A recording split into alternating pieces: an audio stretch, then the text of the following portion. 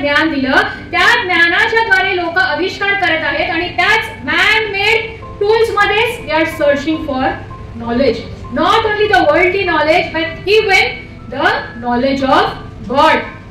किती जणांच्या mobile phone मध्ये चॅट जीपीटी आहे. तुमच्या सर्व प्रश्नांचे उत्तर ॲट अ फिंगर टिप ना. देवाचं वचन कसं लिहिलेलं आहे त्याच्या दासांनी पवित्र आत्म्याच्या प्रेरणेने.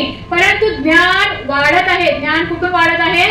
मनुष्याने बनवलेल्या आविष्कारांच्या द्वारे. तर देवाच्या वचनाचं ज्ञान अशा रीतीने जर आपण प्राप्त करत आहोत तर ते निश्चितच धोकादायक आहे आणि हे ज्ञान आपल्याला टेस्ट करण्याची गरज आहे. त्यावेळेस आपण वाचू पहिले योहान 4 अध्याय 1 ते 6 वचन. ज्ञान मिळवा, त्याच्यामध्ये काहीच वावगं नाही आहे, परंतु ते ज्ञान तुम्ही जे मिळवता त्याच्या मागे कोणता आत्मा आहे त्याची पारख करणं, परीक्षा करणं गरजेचं आहे.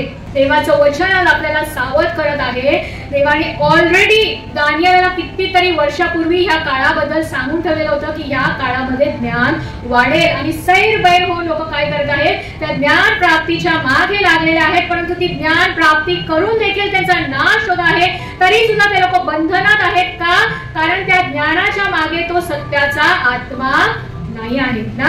तर आपण जर ती ज्ञान प्राप्ती करत आहोत विशेष करून देवाच्या वचनाची, तर त्याच्या मागचा आत्मा आपल्याला पारखण्याची गरज आहे. ज्यावेळेस आपण ज्ञान प्राप्त करतो तर त्याचा सोर्स काय आहे ना?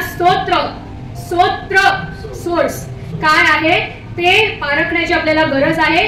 त्याच्या मागचा आत्मा ना कोणता आहे ते पारखण्याची गरज आहे की हे मानवी बुद्धीतून येत आहे की देवाच्या आज्ञाकडून येत आहे. हे आपल्याला पारखण्याची गरज आहे की हे चॅट जीपीटी कडून येत आहे, एआय टूल्स मधून येत आहे, गुगल मधून येत आहे.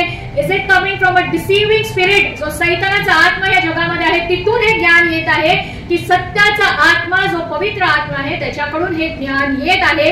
हे पारखण्याची आज आपल्याला गरज आहे. ते आत्मे ओळखण्याची आपल्याला गरज आहे. जसं मी म्हटलं की ज्ञान प्राप्त करणं चांगलं आहे, परंतु त्या ज्ञानाला सत्याचा पाठिंबा असणं गरजेचं आहे. ते ज्ञान सत्य असणं गरजेचं आहे.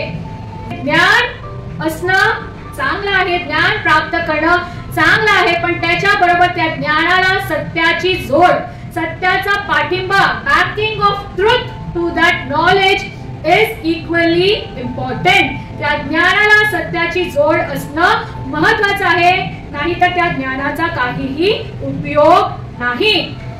आता ते सत्य काय आहे?